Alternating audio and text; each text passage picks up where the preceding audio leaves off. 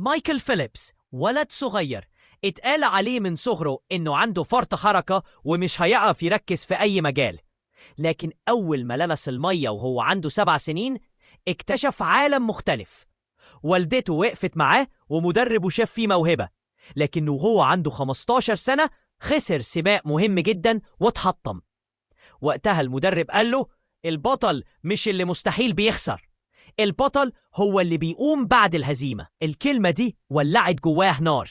من يومها بقى أول واحد يدخل البسين وآخر واحد يخرج. في 2004 جاب 6 ذهب، وفي بكين 2008 عمل المستحيل ب8 ذهب في بطولة واحدة، وخرج من مسيرته ب23 ميدالية ذهبية أولمبية. أسطورة محدش كسرها لحد دلوقتي لازم نكون عارفين إن النجاح مش موهبة بتتولد بيها، النجاح إنك تحول ضعفك لقوة وتكمل مهما وقعت.